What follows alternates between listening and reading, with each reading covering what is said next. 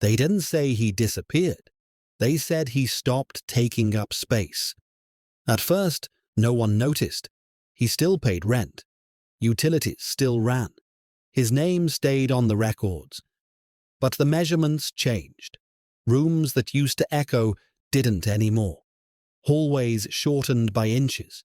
Corners softened. When someone finally went looking for him, the house was clean. Not empty. Just complete. Later, they found the questions he'd been asking at work. How small a space could become and still be considered occupied.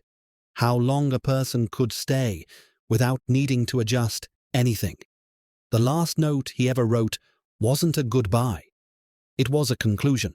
No more excess. You're listening to CHF, Cinematic Horror Files, stories hidden in the dark. These are stories taken from the quiet corners of America, where ordinary lives drift just far enough off course to disappear. They're told slowly, without spectacle and without easy answers.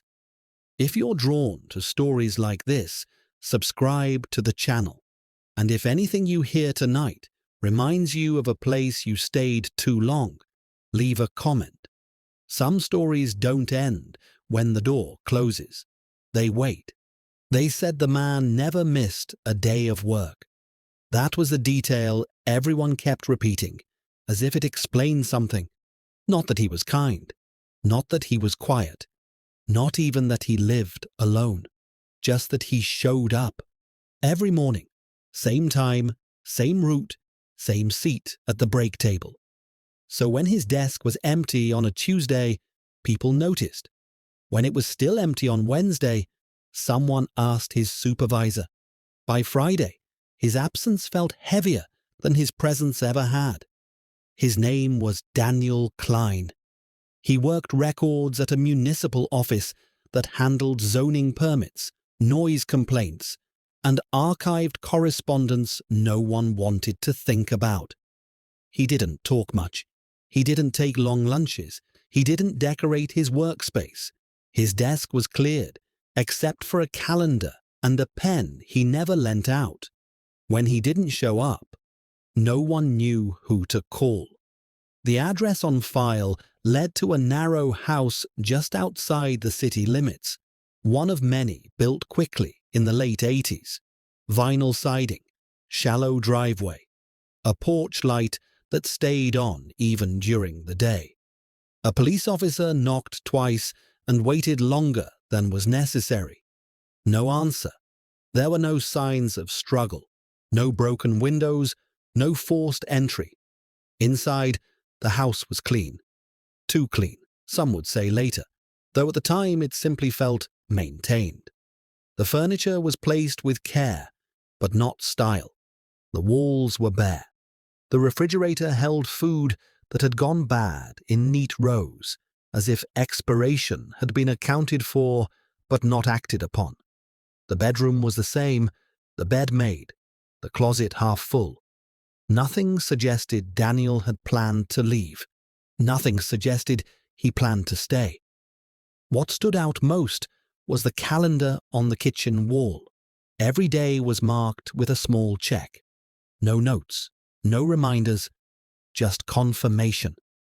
The last check was made on Monday. Daniel's neighbors were interviewed out of obligation, more than concern. He wasn't close with anyone. He waved. He nodded. He collected mail promptly. One neighbor mentioned that Daniel took his trash out late at night. Another said he always returned home before dark. No one could recall seeing visitors. No one remembered hearing arguments. The case stalled quickly. People don't vanish quietly anymore. Someone posts, someone texts, someone leaves a trace. Daniel left nothing. It was a clerk in Daniel's office who noticed the pattern. She worked 2 cubicles away and had spent years filing complaints about property lines and fence disputes. She noticed patterns because patterns made the job easier. Daniel, she realized, had been filing the same kind of report for months. Requests to verify occupancy, questions about dwelling compliance, inquiries about minimum space requirements. At first glance, they looked routine. At second glance, they were repetitive. Daniel had been asking how many occupants a space could support, how long a residence could remain occupied without change, whether an address needed to be reported if no alterations were made. None of the questions were inappropriate on their own. Together, they formed something else. The clerk forwarded the information to a supervisor who forwarded it again until the questions reached someone with time to be curious. A second visit was made to Daniel's house. This time, someone stayed longer. They noticed how the house felt. Not cold, not abandoned, just attentive. The air inside seemed heavier than outside, as if the rooms had learned to hold still. Sound didn't carry the way it should have. Footsteps softened after a few steps, absorbed by something that wasn't carpet. In the hallway, the distance between doors felt inconsistent, subtle enough that it could be dismissed, persistent enough that it wasn't. Measurements were taken. Nothing illegal, nothing impossible. But the interior square footage didn't quite match previous records. The change was minimal. A few inches here, a foot there. Nothing that would concern a homeowner. Enough to trouble someone who had spent years documenting spaces. In Daniel's office, they found a folder labeled only with an address. His address. Inside were printouts of floor plans, older versions, updated ones. The changes were gradual. Walls shifted inward by fractions, closets reduced, corners softened. The newest plan showed a layout that no longer matched the house as it had been built. It matched something smaller, a space with less waste. The assumption, at first, was that Daniel had been planning a renovation. But there were no tools, no permits, no contractors contacted, only questions, and the calendar. When they reviewed Daniel's work computer, they found drafts of unsent emails, all addressed to different departments, none sent. Each one asked some version of the same thing. At what point does a space become sufficient?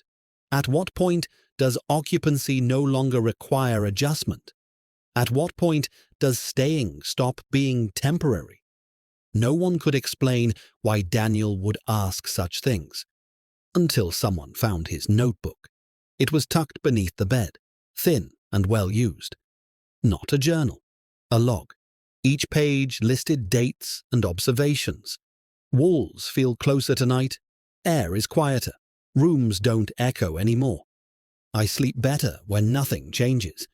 I don't need the back room. I don't need the hallway. The notes became shorter as the pages progressed. I fit. The last page held only a single sentence.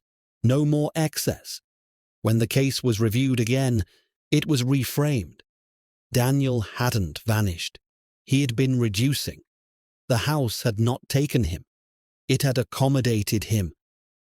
People began asking whether others had experienced something similar, whether there were records of occupants who left no trace, not because they were removed, but because they were absorbed. The city found 3 more addresses, with discrepancies, minor ones, dismissible ones, all belonging to people who lived alone, all with no close family, all with minimal social presence, all with questions filed under their names. The pattern didn't spread. It didn't need to. No alerts were issued, no statements made. There was nothing criminal to pursue. The houses remained occupied on paper. Utilities continued to draw minimal power. Property taxes were paid automatically until the accounts ran dry. Eventually, the houses were sold. New owners described them as cozy, efficient, comfortable. Some said they slept better than they expected. One new tenant mentioned feeling less alone. The calendar in Daniel's house was removed during cleanup. No one noticed the faint indentation on the wall beside the bed, where something had rested for a long time without moving. Years later, when a new clerk flagged a similar set of questions from a different employee, the file was closed quietly. Some places don't remove people. They help them stop taking up space. And some people, after a lifetime of staying just enough, are ready to fit. If you want next, I can. Tighten the intro to exactly 20 seconds, add a callback line at the ending, extract shorts hooks or stage visuals to this version precisely.